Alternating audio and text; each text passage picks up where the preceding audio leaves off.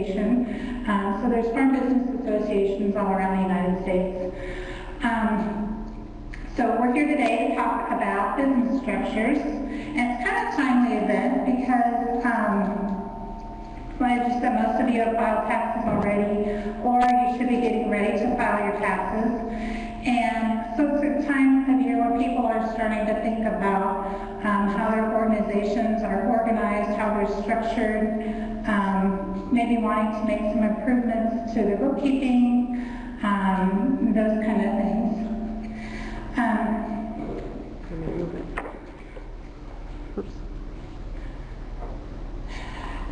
When we talk about business structures, there's five main choices: a sole proprietorship, partnership, an LLP or an LLC,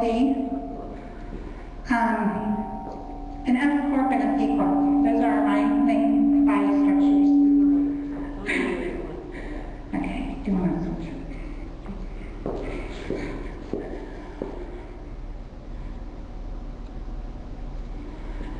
We're going to start out with the top one, the sole proprietorship. I stood up here, didn't feedback. Okay.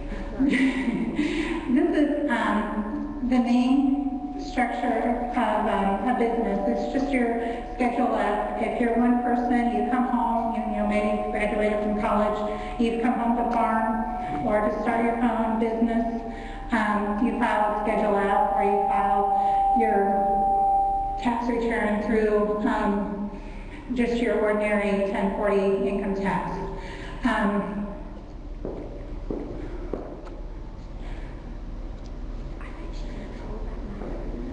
Let me try something. Turn your mic off. Okay, just kind of just go closer to that mic there. Okay. Yeah, just talk to the webcam. The little webcam. Yeah. Okay. So leave this off? Yeah. Okay. Sole proprietorship is the most common entity out there, like I said. It's easy to form, it's easy to quit, and it has the easiest record-keeping requirements. It's easy to form. You just go home, you start your business, you keep track of your income, your expenses, you report it on your IRS forms, and you're off and running. It's easy to quit. You decide you don't like to do any of this anymore. You want to go get a job working for somebody. You just don't file that tax return anymore. You don't, you just quit. Record keeping requirements are easy. You just have to keep track of your income and your expenses so that you know how much you made, what you spent the money on, and so you get a net income to report to the IRS. That's really all there is required. The cons to it is it's a single member entity. So that works well if you're working for yourself, by yourself. But if you're in a situation where maybe you're sharing resources with someone, it's not always that you start to run into splitting things at the end of the year, trying to even things up. I've borrowed your equipment, you've borrowed mine, let's see if we can even this up so we each feel like we're getting a fair shake here. There's no liability protection, so if there's an accident with your business, your personal assets are at risk. And you're going to pay self-employment tax on your income. So let's say we have, like right now, farmers are making quite a bit of money. It's good. Crop prices are good, cattle prices are good, there's money out there. They're exposed, they're paying self-employment tax, FICA, and Social Security on all that income. So that gets to be quite a big tax bill.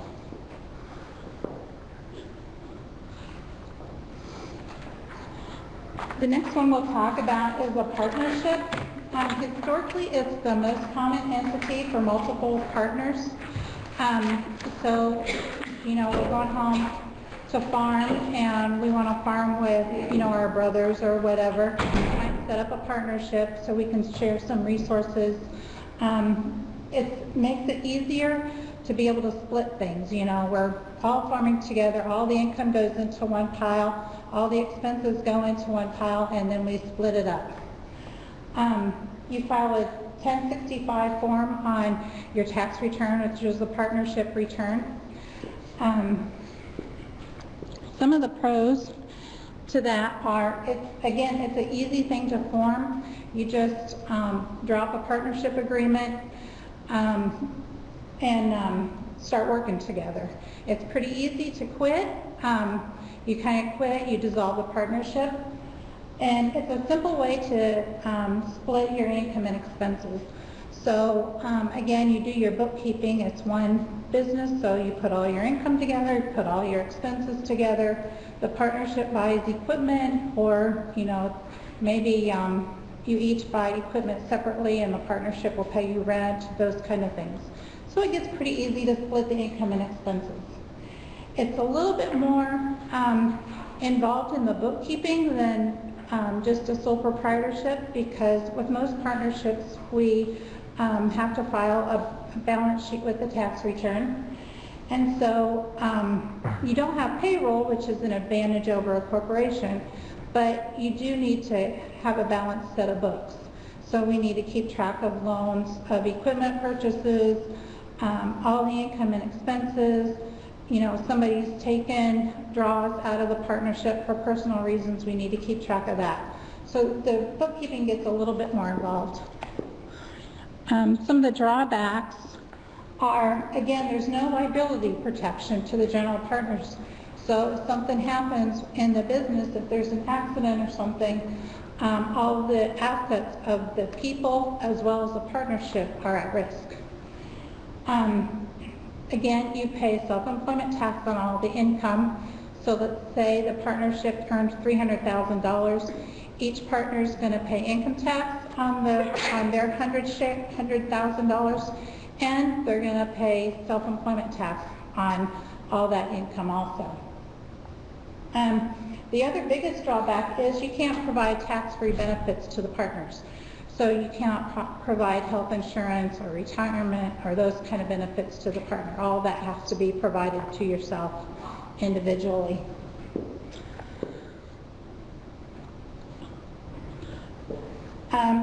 LLCs and LLPs, we hear a lot about those. I think the biggest reason is because there's a lot of assets involved in farming and agriculture, and you're really opening yourself up there if you don't have some kind of protection.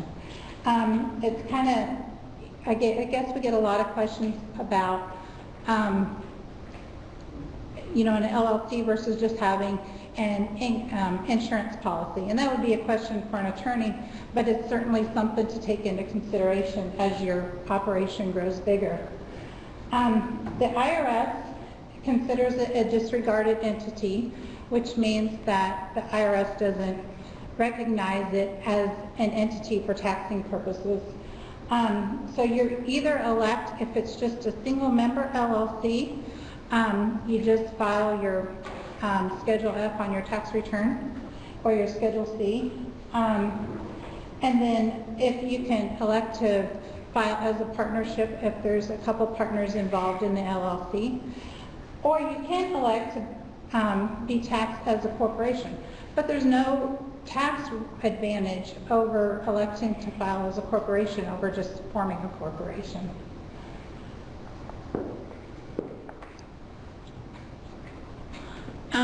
The pros are that it provides some liability protection to the partners. It's easy to form, and you get almost all the benefits of a partnership.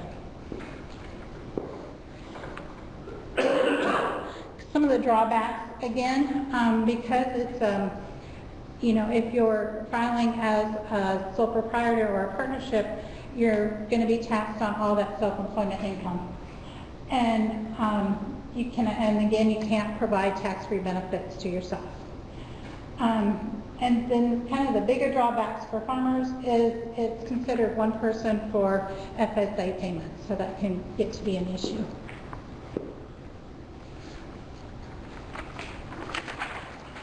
All right, F corporations. We're starting to see quite a few more of these being formed. We're getting a lot more questions about them because farm income is up, the tax bills are up, and there's liability issues out there, and so there's, you know, kind of a lot of things going on, and that making an S Corp may be a good idea. If this is something you're thinking about doing, usually what we tell people is to talk with your accountant and get them involved as early as possible in the process, because there's some timing issues that need to be thought through and some planning that needs to take place. And you also need to talk with your lawyer, and kind of the three of you need to work together to get it done and get it done right and in a good time frame that is most advantage to you. It's not something you can, you know, decide that you want in October and have it take place by the first of the year. You need to plan on it. An S Corp is a separate entity. It's a corporation, it's a company, so now your business is not an extension of you anymore. It's its own business with an S Corp and a C Corp. And that might be one of the hardest things for people to get used to, is this is not your farm anymore, this is not your operation, this is a company, okay?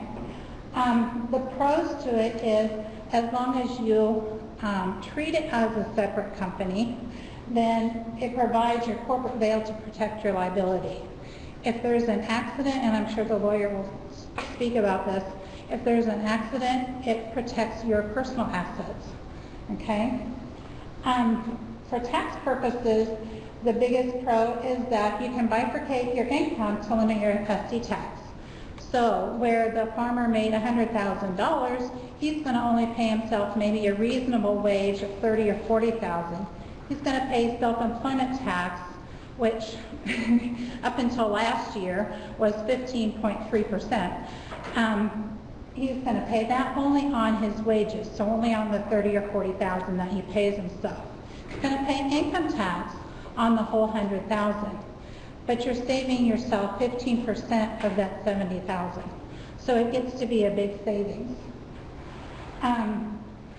The other thing that you do is you pay yourself some rent. So we don't put land and appreciating assets into a corporation. So you're going to keep whatever land or any other appreciating assets out of the corporation. So you're going to pay yourself some rent for using those assets. So then you have some money to live on, because, you know, that's always nice to be able to buy food and, you know, go on vacation and those kind of things. And you have to have a way of getting some cash out of the corporation. So rent and wages are kind of the main ways to do that. As far as the income part of it, all that income flows through from the S Corp to your personal tax return. So again, you pay income tax on all the income, but you limit your self-employment tax.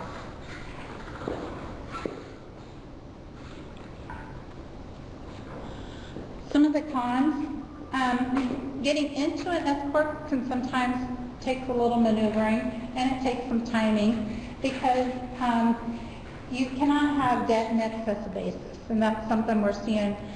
Well, it's starting to get better. There for a while it was kind of a bad place, because people were buying assets, writing them off, taking a loan on them, and then writing them off. So, you know, we went out, we wanted to get our income down. We're able to write off $250,000 worth of equipment, so we went out and bought $250,000 worth of equipment, wrote it off to get our tax bill down, but we have this loan out there. Well, we can't get into an S Corp without doing some special things if we have debt in excess of basis. There's a tax liability due at dissolution, so when you quit the corporation, you're going to have a tax liability there. And you can't provide benefits to the owners. Okay?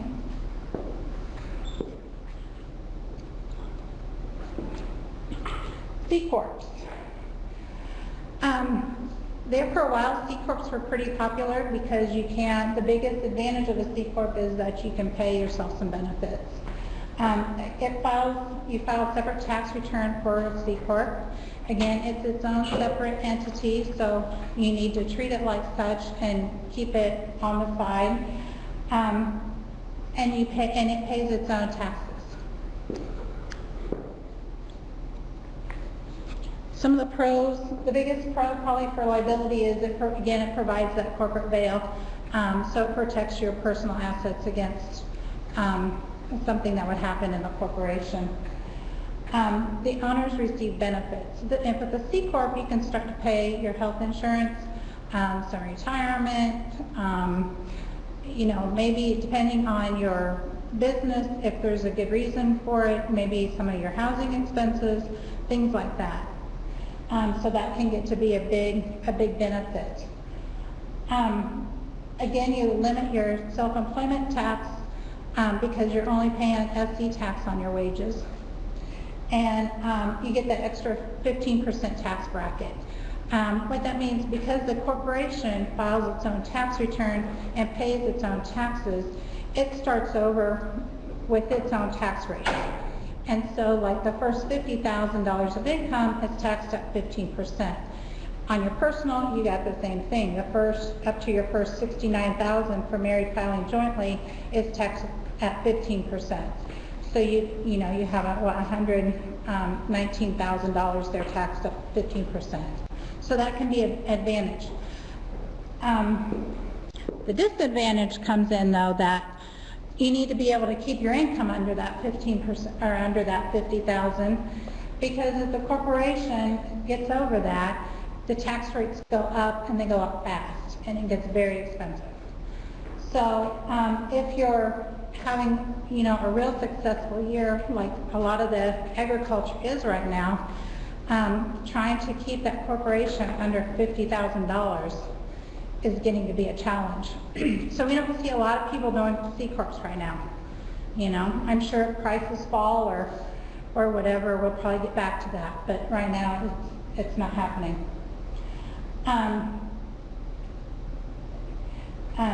Retained earnings double the tax on liquidation. What we mean by that is the corporation, let's say you want to quit the corporation, you're done with it, you want to retire, you don't have anybody to take it over, or somebody's going to come in and buy the assets or whatever. You're going to sell the assets to the corporation, and the corporation's going to pay tax on that income, okay? So if it's capital gains, it's maxed at 15% right now.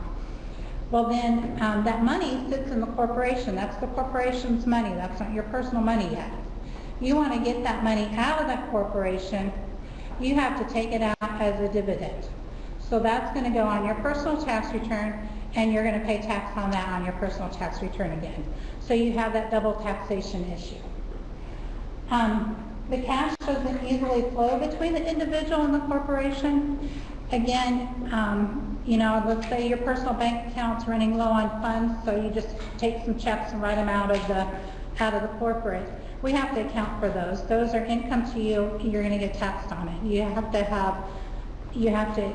get them out of that, and it costs you money to do that. And record keeping increases because with a corporation, you pay wages as well as an S Corp.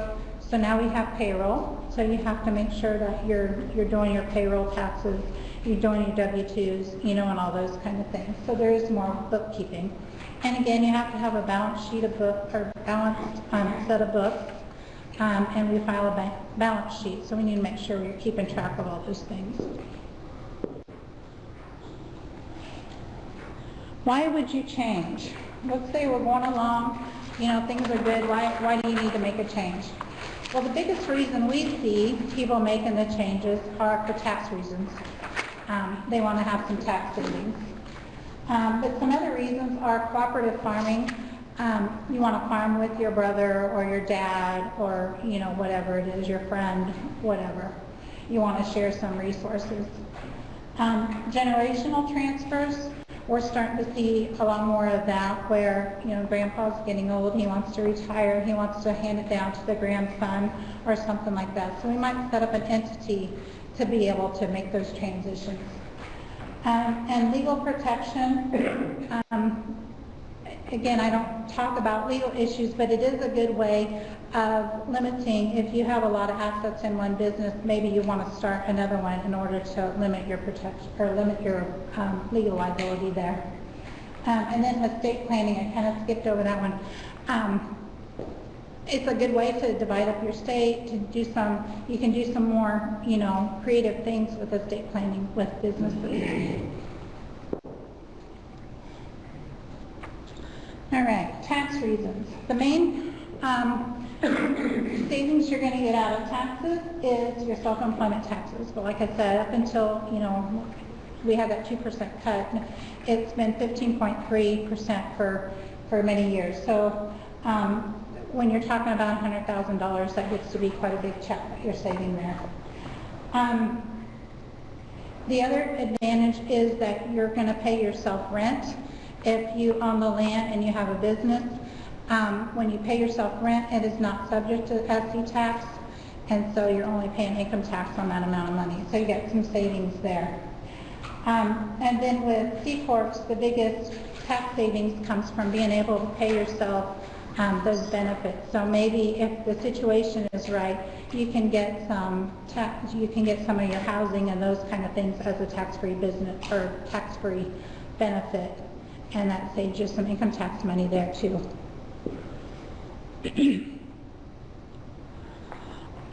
Cooperative farming, again, sharing operation.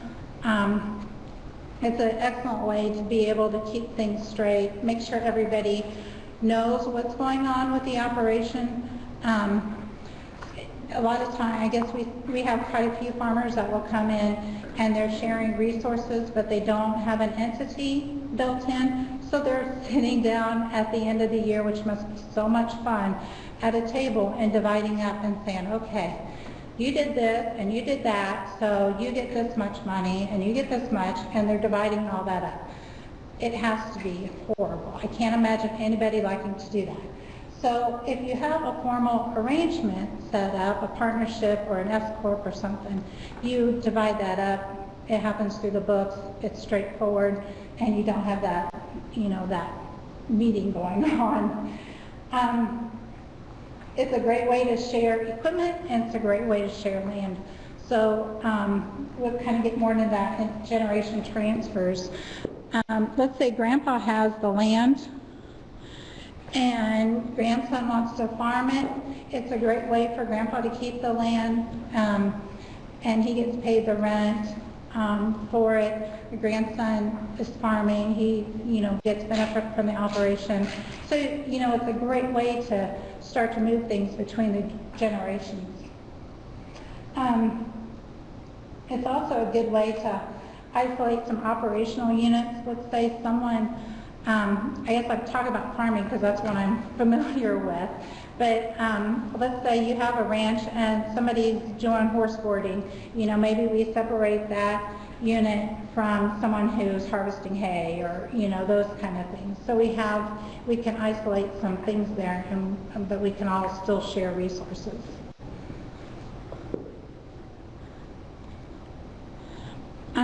Estate planning, there's some minority discounts and gift to purchase of partial amounts. If you have an entity, you can start gifting maybe some of it to one of your heirs, you know, and those kind of things. So there's some creative things you can do in estate planning.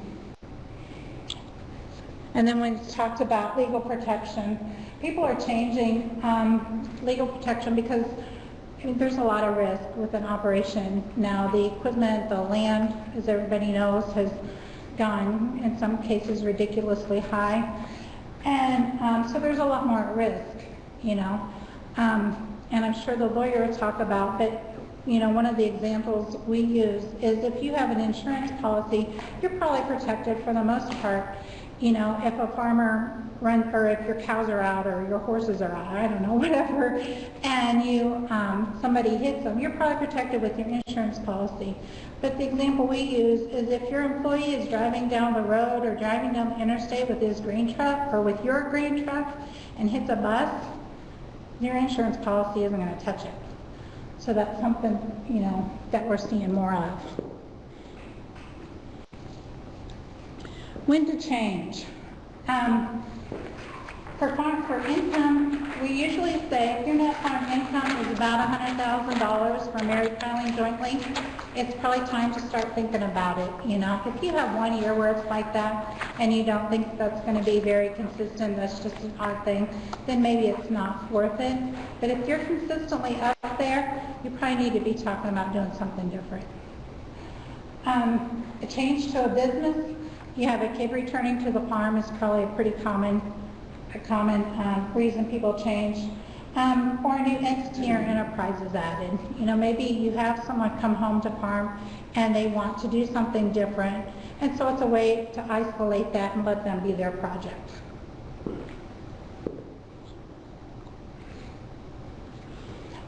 Again, liability issues change with net worth going up in the past few years. That's really a good reason to change. If an individual's net worth is over $5 million, $10 million if you're married. And for 2012, that's for, okay, the $5 million exemption is only for 2012. Right now it's set to expire and go back to $1 million in 2013 for estate values. So that's a good reason to start looking at things. All right. Potential pitfalls of an S corp.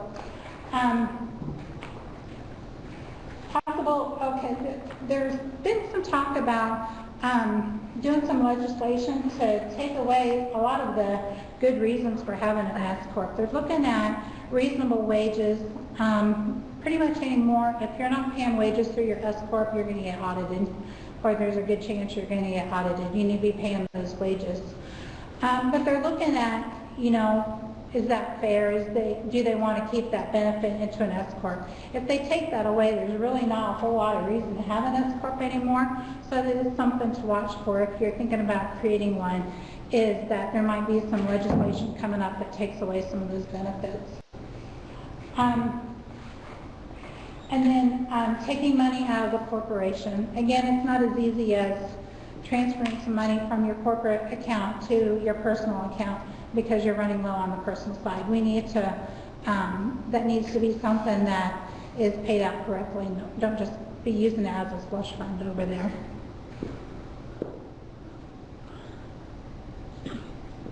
The pitfalls of a C corp is that double taxation. Those earnings to the C corp belong to the C corp, and again, if you take it out, it gets taxed again. So you need to watch that.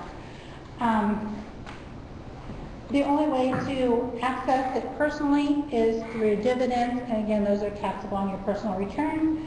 The dissolution of the entity that we talked about gets expensive because you're going to sell it in the entity, and then when you take the money out, you're going to get taxed on it personally again.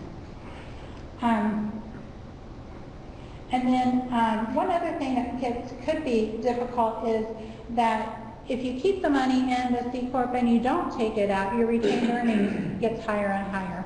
And the government doesn't like that too much. They don't like you to keep building money up there. They want you to get it out so they can get some more tax on it. And so you need to watch those retained earnings and make sure they don't get too high. In a lot of agriculture activities, it's not too hard to explain why you have high retained earnings. You know, maybe you're saving to buy another farm, or you know, buy some more land or whatever. So that's not too hard for most agricultural people to explain. And another big tax drawback to entities is a loss of the step-up in basis. When you have assets in an entity, or when you have assets, and let's say I'm farming personally, and I have a piece of land is probably the easiest thing to say, and I die, it goes to my heirs, they get a step up in basis. So now that land I bought for $1,000 an acre is worth $5,000 an acre. My heirs get a basis of $5,000. So if they were to sell it 2 days after I die, they don't have any tax on that, okay? With a corporation, the corporation retains that value of $1,000. If I die, it's still worth $1,000. It's not worth $5,000. So if they sell it, they're going to make gains on that $4,000. So that's that could be a big disadvantage of an entity if the plan for the entity when the owner dies is to just get rid of everything. If the heirs are just going to sell off, it's expensive.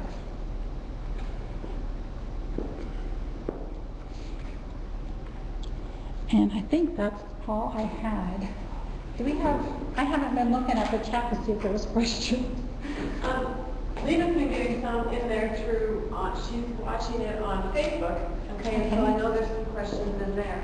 And so we've got quite a bit of time left, so we'll start with some live questions in here to see if there's any from you guys, and we'll move around to the different sites and locations because she's got a few there that she'll read, but I've got one that go ahead. If you start a business and you go with the limited liability or the sole proprietorship, you have no umbrella to protect you from liabilities on those. With an LLC, you do. With If an you're just LLC, a sole proprietorship, you don't. Now, with the sole proprietorship, since you're operating this business from home, would you be able to deduct some of your home costs as business costs? Usually, the rule for a home office type deduction, which I think is what you're talking about, if it is used exclusively for your business, then you can take a percentage of your expenses. Okay. But it's that exclusive that, is the touch point. You got to make sure it's exclusive. And if you have the sole proprietorship, then you have no liability coverage. So if you get hurt or, something that you do causes someone else harm, you can be sued and that could affect your personal assets. Try to repeat so they can hear. Okay. She's asking about sole proprietorships and limited liability corporations. And with the sole proprietorship, if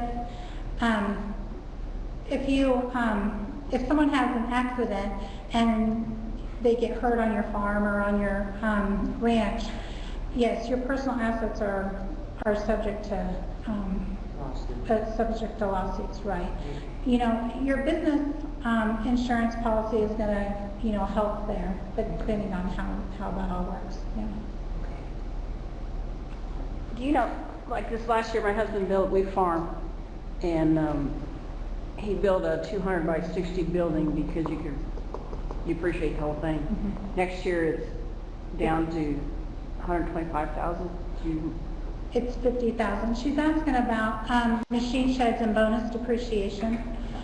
For 2011 and for 10 and 11, it was, let me start over. For 2011, it was 100% depreciation you could write off for a machine shed or for brand new equipment. Next year it goes down to 50%. So if you put up a machine shed in 2012, you can write off half of it. Right now, the Section 179, the other piece of the accelerated depreciation, goes down to $139,000.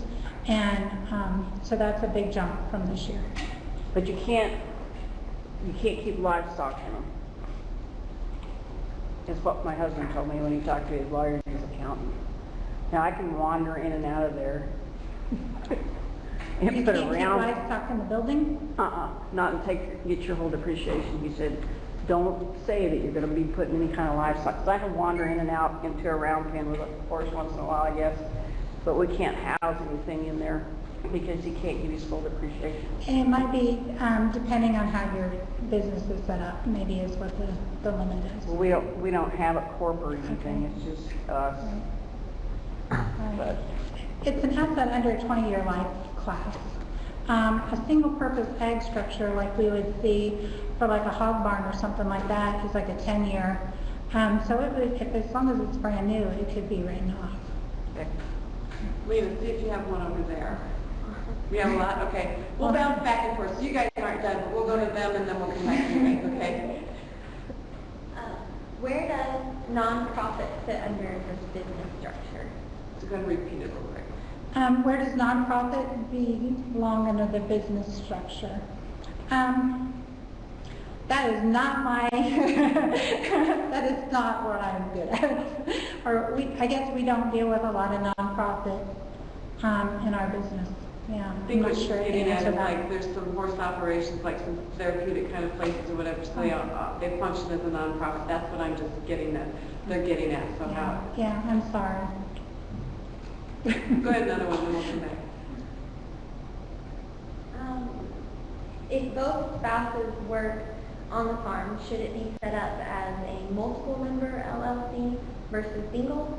And then what assets should the LLC own or not? And can personal assets be transferred to a trust?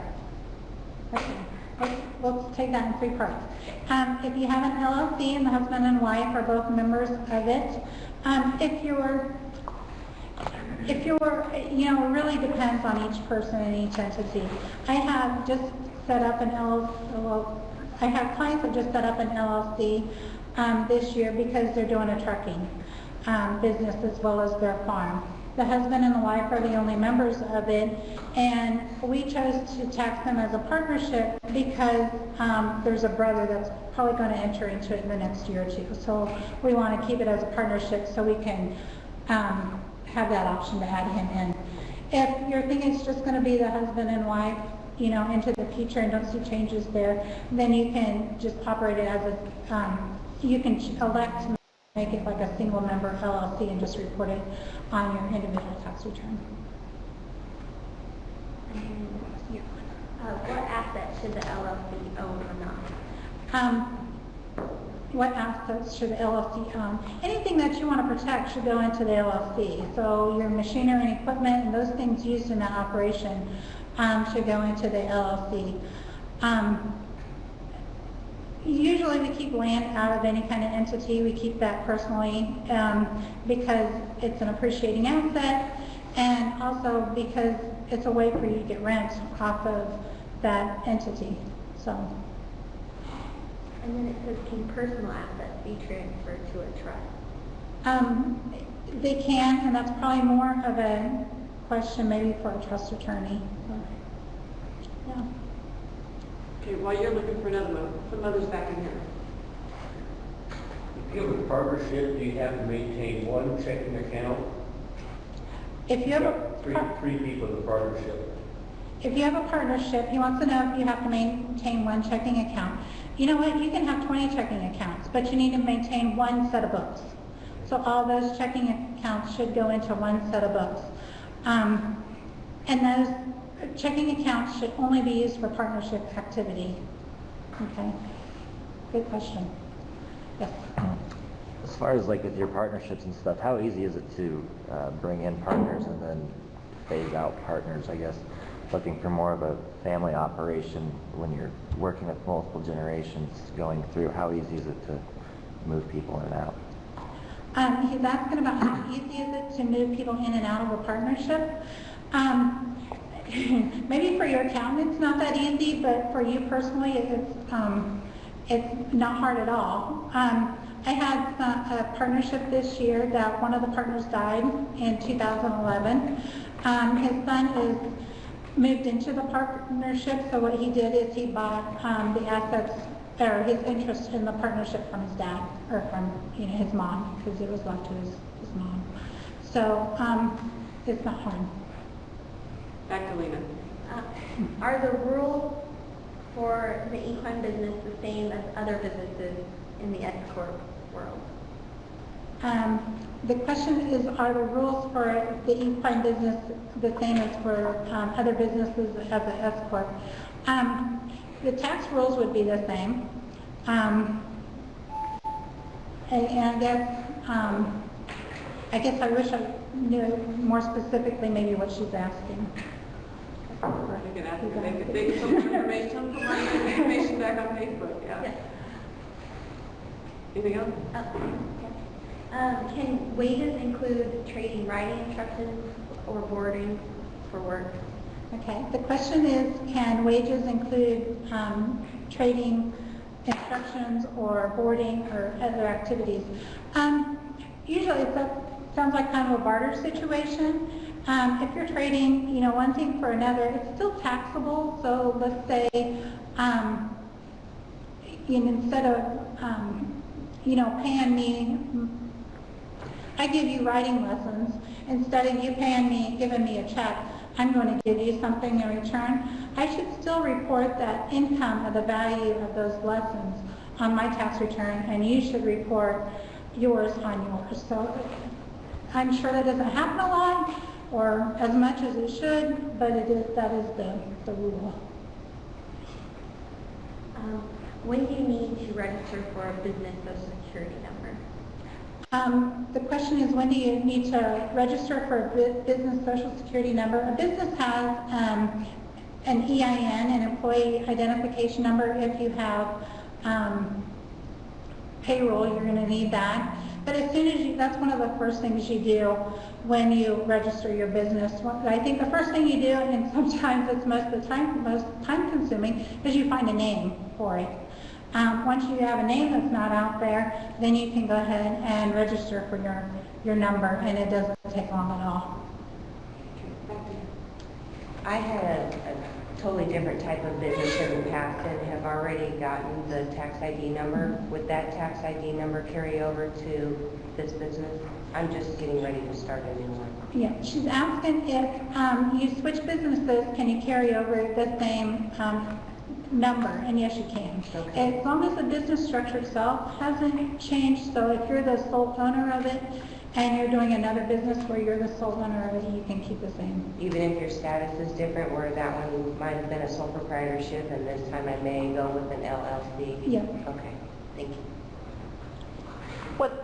One thing I think you need to keep track of, we use a lot of college kids for part-time employees, but if they're paid over a certain amount, then you've got to keep track of their social security numbers at the end of the year so you can do 1099s and stuff. And I'm not sure everybody remembers to do that. Sometimes horse entities use part-time help, but it adds up over the year how much you pay out. The question is about, or maybe more the statement is about hiring part-time people to help out over the course of the year. Kind of the rule is if you pay somebody over $600 and they are custom hire, meaning, they stop by and help out, for a few hours or whatever, and you pay them over $600, you need to send them a 1099. If they're an employee, meaning they come in kind of on a regular basis, or you come in every year for 3 or 4 months of the year, kind of in your busy time or whatever, and you pay them an hourly rate, and you tell them what to do, and these guys are really employees, you need to give them a W-2. So yeah, you have to keep track of social security numbers, how much you've paid them. If it's an employee, depending on how much you have in payroll, you might need to be doing some payroll deductions and all those kind of things, or payroll deposits. So it gets more involved when you're actually hiring people to help you out. This question says, for an S Corp, they have that 10 years ago a loss could flow to your personal tax return, and they want to know if that's still allowed. The question is, on an S Corp, if you have a loss, can it flow to your tax return? That's a good question. With an S Corp, losses flow to your personal tax return as long as you have basis in the corporation. If the corporation has been losing money for years and years and years, and you decrease all your basis down, then those losses just hang out there. You're not able to use them personally until you build basis up again in the corporation. If you have your farm and horses as an LLC, and someone sues you personally, are your horses exempt, protected by the LLC? The question is, if you're being sued personally, are your LLC assets protected? And I'm not a lawyer, that's my disclaimer, but I believe no, because you own that LLC. So that LLC is your asset. So no, I believe if you're sued personally, those assets are still out there. What taxes will I be paying if I have an LLC, SC tax alone, and or state and federal income tax? The question is about taxes for an LLC. With an LLC, it's like I said, the IRS considers it a disregarded entity. So if you're filing if it's just a single member LLC, you're filing it on your Schedule F. All your income is subject to SE tax, to PERC, or to state tax, and to federal income tax. So that can get to be kind of a big number. And if you file as a partnership, the same thing. Your share of that is subject to self-employment tax, to income tax, and to federal and state. So. Can you disperse all dividends every year to stockholders? Can you disperse income to, or dividends to, I'm guessing you're talking about C Corp, to stockholders? You can. If you have money sitting in the corporation and you want it to go to your stockholders, you can give them a dividend every year. And someone had a question here. With the farming, toward the end of the year, we actually do taxes around Christmas time, which makes fun Christmas. But they decide, you know, then they decide how much income we have or whatever, and whether they're going to prepay things to knock that income down. Does anybody know if that's available to horse people? Are they considered, see, they're in such a gray area with the IRS. Are they considered just a regular business, or is there an ag component to them? She's asking about prepaying inputs and things like that for your operation. Is that available to the horse businesses? Do you file a Schedule F? I don't make that much income from horses. I mean, Okay. My guess is it depend a little bit on how you're set up, and I think that's probably what she's getting at. Because the way our deal is set up with a partnership and that things run through there, so yeah, all of those things can be, but it probably depends on, would you guess how it's I set up? would guess it depends on how it's set up. Yeah. We do, what you're talking about is we do early tax planning with most of our farmers. And yeah, so we can that's one of the advantages that we have, is that we can do some prepaids and stuff and kind of get your income where you want it. some years it doesn't matter, but then the other Yeah. years it does matter, so Yeah. I didn't know if I could do that or not. Like you could forward contract, well, I was thinking forward contract feed or hay or that sort of stuff before the end of the year, but I didn't know if that was kosher. On either an S Corp or a C Corp, can you choose when your fiscal year begins and ends, or do they have to run on a calendar year? Which she's asking about, if you can have a fiscal year with a C Corp and an S Corp. With an S Corp, there's rules again about that. So most times an S Corp, it's a calendar year. With a C Corp, you can choose a fiscal year. And so that's one of the nice things about a C Corp, is you could change that if you didn't want a calendar year. This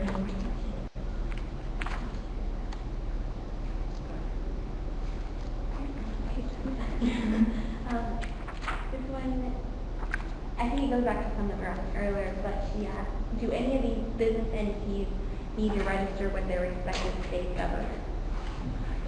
When you set up your entities, you do register with the state. There's a state component to it, yeah. They're asking, can you explain self-income tax and how it is paid in conjunction with a single proprietor business? Okay. The question is, they want an explanation for self-employment tax with a single proprietor business. With a sole proprietor, self-employment tax is your FICA, it's your Medicare and Social Security tax. So if you earn a wage, you go to work, for McDonald's, and you get paid a paycheck, they take out half of your SE tax, your FICA, they withhold half of that, and then, they pay half of that, and then you pay the other half. And that comes out of your tax, or out of your paycheck. You never see that, So it's kind of easier when somebody's getting a W-2. With a self-employed person, nobody's giving you a paycheck, so you need to pay in at the end of the year with your tax return that full 15.3%. I'm going to throw one in here too, and it's because a little bit where Joe's coming from, because she says she doesn't do that much with her horses, but people use horses in different ways, and I know there's ways you can do it. So what kind of things does an individual have to go through and be able to show the IRS that they're using their horses or they're using this as a business, and so that they can go ahead and work? Yeah, you is know, there an do it? income? I mean, how much do you have to make off those horses before you can actually start deducting some stuff? Because It's not an amount. There's some things that you have to show. Yeah, there's not, is a business, or is it a hobby? Basically is the question. If you're making income from it, if your intent is to start this business and make money at it, it's a business, okay? If you have losses in that business, so, you show all your income, you show your expenses, and you're starting this thing up, and, you're showing losses. If you show losses for 3 years, the IRS is going to question whether that's really a business. Are you really trying to make money? Your intent has to be to make money at this. Or is it a hobby, and it's a nice way of, reducing your income, your other income? That's the question. If you have losses for several years, but you can prove that this is a business, this is what I do, I have the hours involved in it and all those things, then it's a business and you're able to take those losses. So.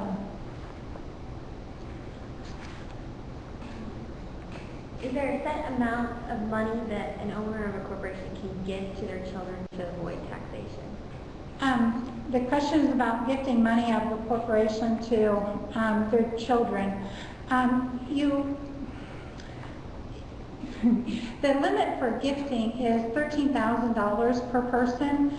So, a husband and wife can each give a child $13,000, so that's $26,000, to one child. If the child's married, they can give their spouse, another $26,000, so you get $52,000. So those are kind of the gift tax rules out there before you need to report it. One of the things, if you're giving an asset to someone, like I had a couple that gave a rental house to their kid so he could start renting it out and earning some money from that and stuff. We filed a gift tax return. It was actually under the $26,000 value on that thing, but we did the gift tax return because we wanted to establish the value of that house at that point. So that in coming years, if the IRS came back and questioned that, we would say, it's right here, we filed a gift tax return, we didn't ask about it within your 3 years, so go away. If you wanted to gift a large ad like that, can you gift part of it? I mean, if you had like a tractor, you're going to gift worth more than $13,000 or $26,000 or whatever, could you gift like a share of it over time to get the whole value? You could gift part of it, yeah. And that happens like with entities, they'll maybe gift part of, so many shares of the corporation or something to the person, and they can do that over time. What tax forms do I file for an LLC? Again, for an LLC, it really depends on how what your intent is. If it's a single member LLC, most times we just file, if you're a farm structure, you file a Schedule F. If it's a business, you're going to file a Schedule C. If you're filing as a partnership, you're going to file a partnership return. How much income do you need to be making to be considered an LLC? The question is, how much income do you need to make to consider an LLC? An LLC is honestly more set up for liability. So that's really depends on what assets you have out there, what your net worth is, to whether it's advantageous for you to do an LLC.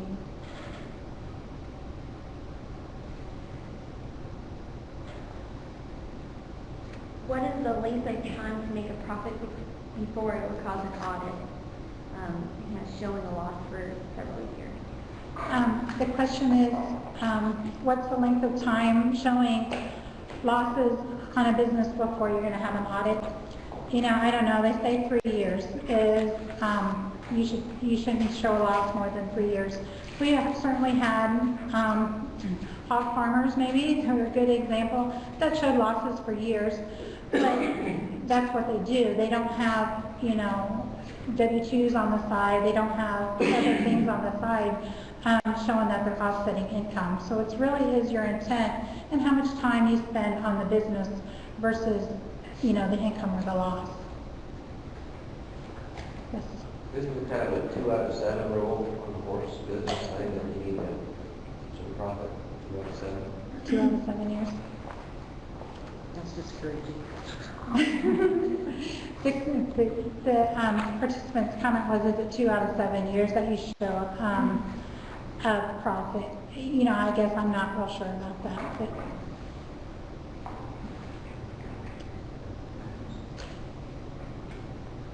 What do most equine owners who board give lessons have from a corporation standpoint? Because that's what can they get from a corporation standpoint? So what would be the advantage of doing corporation for someone who provides lessons? Probably the liability would be a big thing, because I'm sure your exposure to liability is big. But having a corporation over, just an LLC or something, and from a tax point of view, it would be that, if you have employees or the owners, you're become employees. So if your business is making a lot of money, you limit your self-employment tax if you're a corporation. I had another thought and I just lost it.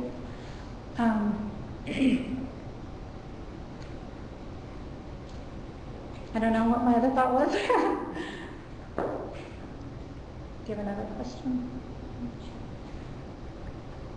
They ask, can't you get a tax ID number as a sole proprietor to avoid using your social security number?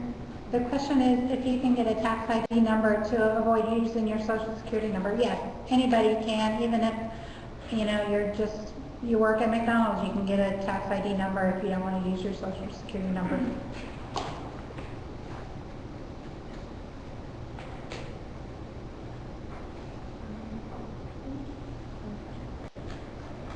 I think that's all the questions I have here. All right. Are you good? You might have to. Yeah. Huh? I don't see any more. Okay. Do we have any more in here? We're just about to our break time, and so this has been a lot of really good interaction and all. And those of you can still send questions in on Facebook, and we can address those a little bit later. And we'll and those types of things. And I think we're pretty close to our break, and so we've got built in about a 15-minute break between speakers, so we can readjust our technology and move to the next location. So appreciate it, Michelle. Had a lot of really good interaction, and take a little bit of a time out, and we'll get started again for our time here in Nebraska at 10:30. So about 15 minutes. Okay, thanks.